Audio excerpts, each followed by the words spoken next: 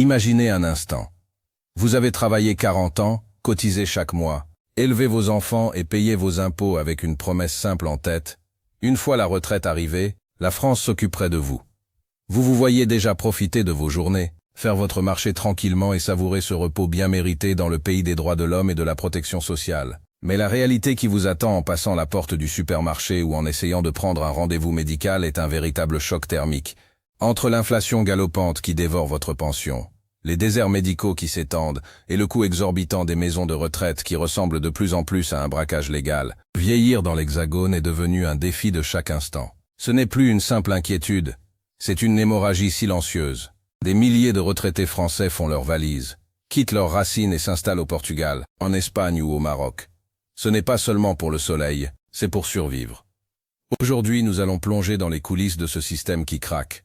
Découvrir pourquoi nos aînés ne se sentent plus chez eux et comprendre comment la France est passée du statut de paradis social à celui de piège financier pour ceux qui ont bâti le pays. Préparez-vous.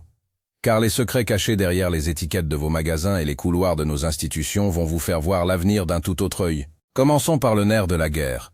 L'argent et cette fameuse consommation quotidienne. Si vous allez faire vos courses aujourd'hui, vous avez remarqué que le ticket de caisse est devenu une source d'angoisse pure. Pour un retraité avec une pension moyenne, le passage au supermarché est devenu un exercice de haute voltige psychologique. On ne parle plus de choisir entre le bœuf et le poulet. On parle de choisir entre se chauffer et manger correctement. Les prix alimentaires en France ont explosé de façon déconnectée de la réalité des pensions. Les marques distributeurs, autrefois refuge pour les petits budgets, ont vu leurs tarifs s'aligner progressivement sur les grandes marques. Le beurre, le lait, les œufs, ces produits de base sont devenus des produits de luxe. La France est l'un des pays où le coût de la vie est le plus élevé en Europe par rapport au reste à vivre des seniors. Quand votre revenu est fixe et ne suit pas l'inflation, chaque augmentation de 10 centimes sur un pot de yaourt est un coup de canif dans votre budget. On voit de plus en plus de retraités attendre la fin des marchés pour ramasser ce qui reste, ou remplir les rayons des magasins de déstockage. C'est une humiliation invisible qui pousse de nombreuses personnes à se dire que, quitte à avoir un petit budget, autant l'utiliser là où le kilo de tomates ne coûte pas le prix d'un lingot d'or. Mais le problème financier n'est que la partie émergée de l'iceberg. Parlons de ce qui terrifie le plus quand on prend de l'âge, la santé. La France était autrefois fière de son système de soins, envié par le monde entier. Aujourd'hui, si vous vivez en dehors de Paris, ou des grandes métropoles, vous habitez probablement dans ce qu'on appelle un désert médical. Trouver un généraliste qui accepte de nouveaux patients est devenu un exploit digne des 12 travaux d'Hercule. Pour un rendez-vous chez l'ophtalmologue ou le dentiste, il faut parfois attendre 6 mois, voire 1 an. Pour une personne de 70 ans qui a besoin d'un suivi régulier, cette attente n'est pas seulement frustrante, elle est angoissante. Les urgences sont saturées, les lits ferment, et le personnel est à bout. Ce sentiment d'insécurité sanitaire est un moteur puissant de l'exil. Beaucoup se disent qu'en cas de problème sérieux, ils ne seront pas pris en charge dignement. Paradoxalement, ils partent vers des pays comme le Portugal ou l'Espagne, où, même si le système public est sous pression, l'accès aux soins privés est devenu bien plus abordable pour un expatrié avec une pension française.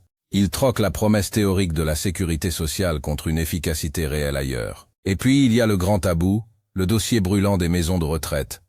On a découvert ces dernières années un système où le profit semble passer avant l'humain dans certains grands groupes privés. Des rations alimentaires calculées au gramme près pour économiser quelques centimes, un manque de personnel chronique qui mène à des situations de solitude extrême. Mais le plus choquant pour le portefeuille, c'est le tarif. Comment peut-on demander 3 000 ou 4 000 euros par mois pour un service parfois basique, alors que la pension moyenne en France tourne autour de 1 500 euros? C'est une impasse mathématique cruelle. Les familles sont obligées de vendre le patrimoine d'une vie, la maison des parents, pour financer une fin de vie qui devrait être un droit. Vieillir en France, c'est prendre le risque de finir comme un simple numéro dans un tableur Excel de fonds d'investissement. Ce constat est une douche froide. Beaucoup de Français regardent alors vers l'étranger, où pour le prix d'un petit appartement en banlieue parisienne, on peut vivre dans une résidence avec service complet, piscine et assistance humaine permanente dans des pays d'Asie ou du Maghreb. Le choix est vite fait entre la grisaille d'un couloir sous-financé et une fin de vie digne sous les tropiques. Parlons aussi de l'isolement social, ce mal qui ronge nos quartiers. En France, l'urbanisme moderne et l'évolution des carrières ont fragmenté les familles. Les enfants partent travailler loin. Les villages perdent leurs petits commerces au profit des zones commerciales géantes en périphérie. Le café du coin ferme. La boulangerie est remplacée par une agence immobilière. Et le retraité se retrouve seul. Cette solitude est un poids immense. Dans les pays du Sud, la culture de la rue est encore très vivace. On s'assoit sur un banc, on échange avec les voisins. La hiérarchie sociale respecte encore les anciens. De nombreux retraités qui s'installent à l'étranger racontent qu'ils ont retrouvé une vie sociale qu'ils pensaient disparue. Ils ne se sentent plus invisibles. En France, passé un certain âge, on a parfois l'impression que la société ne vous calcule plus, que vous êtes perçu comme une charge. Cet exil est donc aussi une quête de chaleur humaine et de reconnaissance. Il faut également évoquer la fiscalité et la lourdeur administrative. La France est connue pour être la championne des prélèvements. Même à la retraite, on continue de subir une pression fiscale surprenante. Entre la CSG, les taxes foncières qui explosent dans certaines communes et les prélèvements divers, le reste à vivre fond comme neige au soleil. Pour beaucoup, c'est la goutte d'eau. Quand ils comparent avec des pays qui offrent des avantages fiscaux pour attirer les retraités européens, la balance penche rapidement. La bureaucratie française, avec sa dématérialisation forcée, finit d'achever ceux qui n'ont pas grandi avec Internet. Faire valoir ses droits ou obtenir une aide devient un parcours du combattant numérique. L'administration semble conçue pour vous compliquer la vie. Partir ailleurs, c'est aussi chercher une simplicité de vie. Un retour à l'essentiel loin de la paperasse infinie qui grignote votre temps libre. Un autre point crucial est la sécurité au quotidien. On ne peut pas occulter ce sujet. De nombreux seniors ne se sentent plus en totale sécurité dans certaines zones urbaines. Les incivilités, les vols et le climat de tension permanente créent une anxiété sourde. Quand on se sent plus fragile physiquement, l'environnement peut devenir une menace perçue. Beaucoup choisissent de s'installer dans des pays ou des régions où le sentiment de sécurité est supérieur, où l'on peut se promener le soir sans surveiller ses arrières. Ce besoin de tranquillité est fondamental une fois qu'on a fini sa carrière. La France, avec ses tensions sociales répétées, ne semble plus offrir ce havre de paix stable. L'exil devient alors une quête de sérénité, loin de l'agitation et d'un climat social souvent électrique. Mais revenons à ce qui se passe dans les rayons de nos supermarchés, car c'est là que le cauchemar est le plus visible. Avez-vous remarqué la réduction de la taille des produits alors que le prix reste le même? C'est ce qu'on appelle la shrinkflation, et elle frappe durement les budgets serrés des seniors. Ils voient leur paquet de biscuits habituels perdre quelques grammes, leur bouteille de jus rétrécir, alors que leur pension, elle, semble stagner. Le marketing actuel s'adresse principalement aux jeunes actifs ou aux familles, mais les besoins spécifiques des personnes âgées sont ignorés ou, au contraire, surtaxés dès qu'il s'agit de confort. Les produits de parapharmacie, les compléments alimentaires, tout ce qui aide à mieux vivre les petits maux du vieillissement est vendu à prix d'or. C'est un message silencieux mais violent. Si vous n'avez pas un gros budget, vous n'êtes pas la priorité du commerce français. Le départ vers l'étranger n'est pourtant pas une décision facile. C'est souvent un déchirement. Quitter ses petits-enfants, ses amis de longue date, sa maison remplie de souvenirs est une épreuve. Si autant de personnes sautent le pas, c'est que la balance bénéfice-risque en France est devenue vraiment déséquilibrée. Ce n'est pas un caprice de riche, c'est une stratégie de survie pour la classe moyenne. Ils partent pour retrouver une forme de dignité, pour pouvoir aller au restaurant sans compter chaque centime, pour avoir une aide à domicile humaine et pour ne pas peser financièrement sur leurs enfants. C'est un aveu d'échec pour le modèle français qui avait promis la solidarité intergénérationnelle de la naissance jusqu'au bout. Il y a aussi une dimension psychologique qu'on oublie souvent. La France traverse une crise de morale. Le pessimisme ambiant, la sensation que tout se dégrade, que les services publics partent en lambeaux, pèse sur l'esprit. Les aînés, qui ont connu une France plus conquérante, souffrent de cette morosité. En s'installant dans des pays plus dynamiques ou plus accueillants, ils retrouvent une vitalité. Ils s'impliquent dans la vie locale, créent des liens, redeviennent des acteurs. Ils ne sont plus les vieux qu'on assiste, mais des citoyens qui apportent leur expérience. Ce renouveau mental est peut-être le plus grand gain de leur expatriation. Prenons l'exemple concret du logement. En France, adapter son domicile pour la perte d'autonomie coûte une fortune. Installer une douche sécurisée, un monte-personne ou simplement isoler sa maison pour ne pas payer des factures d'énergie démentielles demande des fonds que beaucoup n'ont pas. Les aides existent mais sont perdues dans un labyrinthe administratif. Résultat, beaucoup finissent par vivre dans des logements froids et inadaptés. Mais en vendant leurs biens immobiliers en France, souvent surévalués, ils peuvent s'offrir à l'étranger une maison moderne, de plein pied, climatisée et sécurisée. Le calcul est froid, la tranquillité immédiate contre l'attachement à des murs qui deviennent des fardeaux. La question de l'autonomie est centrale. En France, le maintien à domicile est un combat. Le personnel manque, les tarifs s'envolent. Les auxiliaires de vie font un travail admirable, mais sont sous-payés et chronométrés. La dimension humaine s'efface souvent devant l'urgence. À l'étranger, dans des pays comme le Maroc ou certains pays d'Asie, avoir une aide à domicile est un service accessible. Pour une personne qui décline doucement, savoir qu'il y aura toujours quelqu'un pour préparer un repas, ou simplement parler, évite le drame de la chute solitaire. Cette présence humaine n'est plus garantie en France pour la majorité, faute de moyens. C'est l'assurance d'une sécurité que le système hexagonal a laissé filer.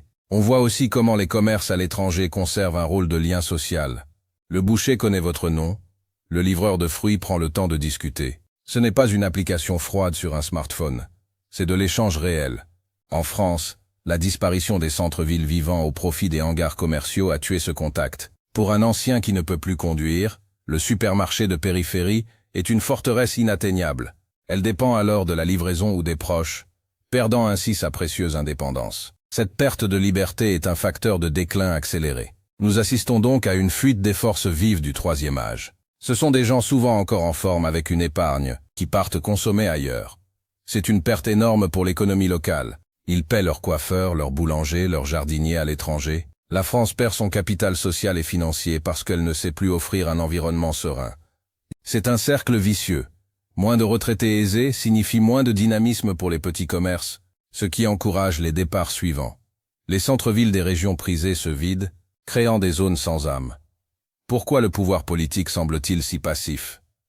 Les réformes se succèdent mais ne touchent jamais au cœur du problème, le bien-être réel et le coût de la vie. On a l'impression que la politique est gérée à la petite semaine, sans vision pour cette silver économie qui devrait être une chance et non un fardeau. Les solutions pourtant existent. Baisse de la TVA sur les produits essentiels, investissement massif dans les soins de proximité, encadrement strict des tarifs de soins, simplification administrative.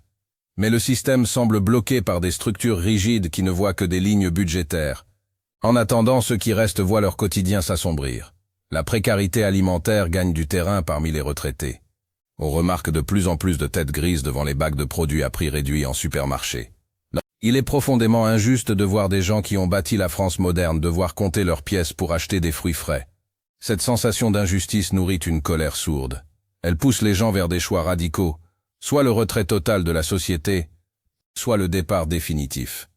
L'immigration des seniors français vers l'extérieur va exploser avec l'arrivée massive des baby-boomers à l'âge de la grande dépendance. Cette génération a connu la prospérité et n'acceptera pas de vieillir dans la privation. Elle utilisera son pouvoir d'achat pour s'offrir une fin de vie ailleurs. C'est un signal d'alarme pour l'Europe entière. Comment traitons-nous nos aînés? Si la réponse est par l'indifférence comptable et le délaissement rural, alors le flux ne s'arrêtera jamais. Imaginez une petite ville française qui perd ses retraités actifs, ceux qui animaient les associations, qui aidaient à la mairie, qui faisaient vivre la boulangerie. Quand ils partent, c'est toute l'énergie du village qui s'évapore. Les écoles finissent par fermer car il n'y a plus de grands-parents pour ancrer les familles sur place. C'est un écosystème entier qui s'effondre silencieusement. L'exil des seniors est un séisme dont les conséquences se feront sentir sur des générations. Ce n'est pas qu'une question de météo, c'est le socle de notre civilisation qui s'effrite. Certains diront que partir est égoïste, qu'on quitte le navire après avoir profité du système. Mais c'est une vue courte. Ces gens ont payé leur part. Ils ont rempli leur contrat social. C'est l'État qui semble faillir à sa promesse de protection et de dignité. On ne peut pas demander à quelqu'un de rester dans une structure qui ne garantit plus ses besoins fondamentaux au nom d'un patriotisme qui ne remplit pas l'assiette. Le phénomène du Portugal a été la première alerte. Même si les avantages fiscaux ont été réduits, les Français continuent d'y aller. Pourquoi? Parce que le prix de la vie quotidienne reste gérable. Parce que l'on peut encore s'y offrir des petits plaisirs simples. Et surtout parce que là-bas on respecte encore l'âge. On ne voit pas un retraité comme un coût, mais comme une personne respectable qui a droit à sa place au soleil. Le secret d'une retraite heureuse, ce n'est pas d'avoir le courage de s'exiler, c'est d'avoir la possibilité de rester chez soi en étant serein. Pour l'instant, pour des milliers de Français, cette sérénité n'est plus au rendez-vous. La France doit se réveiller. Un pays qui laisse partir sa mémoire et ses bâtisseurs est un pays qui perd son identité. Le cauchemar du vieillissement n'est pas une fatalité liée à l'âge. C'est le résultat de choix économiques et sociaux qui ont oublié l'essentiel, l'humain. Chaque année, les chiffres confirment la tendance. Les destinations changent, les fiscalités évoluent, mais le désir de départ reste constant. Les retraités sont devenus les nouveaux nomades. Ils cherchent désespérément un endroit où leur travail passé leur permet de vivre un présent décent. Ils fuient les rayons de supermarchés trop chers, les hôpitaux trop pleins et les maisons de retraite trop froides. Ils cherchent un sourire, une sécurité et un peu de considération. Si vous écoutez ceci et que vous approchez de cet âge, vous savez de quoi je parle. Vous voyez vos amis partir, Vous entendez les histoires de ceux qui ont tout vendu pour s'installer en Grèce ou au Sénégal. Vous voyez les prix augmenter chaque semaine au magasin du coin. Vous sentez cette pression. C'est un moment de bascule pour notre société. Allons-nous laisser nos centres-villes devenir des musées vides, ou allons-nous enfin redonner de l'air à nos anciens? La France reste un pays magnifique avec des atouts incroyables, mais la beauté d'un paysage ne remplace pas une aide soignante ou un panier de courses rempli. L'exil est un cri de détresse de la classe moyenne senior. C'est le signal que le contrat social français a besoin d'une révision profonde. On ne peut pas construire l'avenir en négligeant ceux qui l'ont préparé. Tant que vieillir en France sera perçu comme un parcours d'obstacles financiers et médicaux, les avions seront pleins et les villages français continueront de s'éteindre. Il est temps de changer de regard sur le vieillissement. Ce ne doit pas être un naufrage financier, mais une étape de vie épanouie. Les politiques doivent comprendre que chaque retraité qui part est un échec collectif. La richesse de la France n'est pas seulement dans ses grands groupes, elle est dans le lien qui unit les générations. Rompre ce lien par la pression économique est une erreur historique que nous payerons tous très cher. Pensez-y la prochaine fois que vous verrez un panneau à vendre devant la maison d'un voisin âgé. Ce n'est pas juste un déménagement, c'est peut-être un départ définitif loin d'un pays qui ne lui offrait plus de place. Le rêve français est en train de s'exporter, faute de pouvoir fleurir sur son propre sol. Il est urgent de rallumer les lumières et de rendre à nos aînés la place et la paix qu'ils méritent. Sinon, la France finira par être un pays sans racines, un décor vide où plus personne ne voudra finir ses jours. Le choix est entre nos mains. Soutenir les commerces de proximité, exiger un système de soins accessible à tous, refuser la marchandisation de la fin de vie. C'est un combat quotidien. Si nous voulons pouvoir vieillir chez nous demain, nous devons agir pour ceux qui essaient de le faire aujourd'hui. L'exil ne doit plus être la seule option pour vivre dignement. Rendons à la France son visage humain, celui qui protège et qui accueille. C'est le seul moyen de transformer ce cauchemar en un rêve paisible pour tous. Soyons conscients que le temps presse, les structures se dégradent, les habitudes changent et le fossé se creuse. Mais l'espoir demeure si nous décidons collectivement de remettre l'humain au centre des priorités, loin des purs calculs de rentabilité. Vieillir est un processus naturel. En faire un enfer économique est un choix de société que nous pouvons et devons refuser. Pour que demain, quand nous aurons nous aussi des cheveux blancs, nous puissions regarder le futur avec un sourire, sans avoir à préparer nos valises pour l'inconnu. La France a tout pour réussir cette transition. Elle a l'histoire, elle a les moyens, elle a le talent. Il ne lui manque que la volonté politique de replacer ses anciens au cœur de la cité. C'est le défi de notre siècle.